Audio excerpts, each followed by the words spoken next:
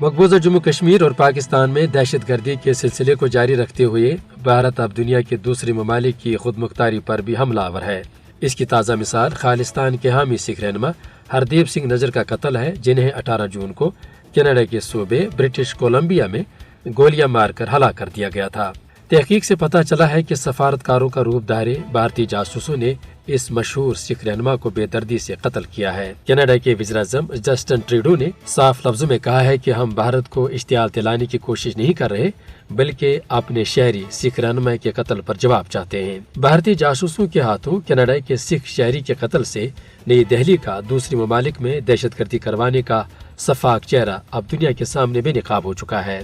اس قتل میں را کے ملوث ہونے کے بعد ایک مرتبہ پھر اس بات کی تصدیق ہو چکی ہے کہ نریندر مودی کی زیر قیادت بھارت اب ایک بدماش ہندو دہشت گرد ریاست میں تبدیل ہو چکا ہے۔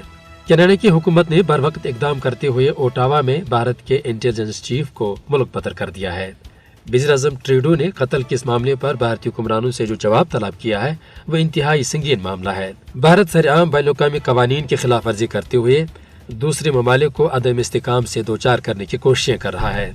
یہ بات عیاں ہے کہ بھارت ایک طویل عرصے سے مقبوضہ کشمیر اور پاکستان میں دہشت گردی کی کارروائیوں میں ملوث ہے، تاہم اب اس نے نیٹو کی ایک رکن ریاست کو بھی نشانہ بناتے ہوئے اس کی خود مختاری کو سبوتاژ کیا ہے۔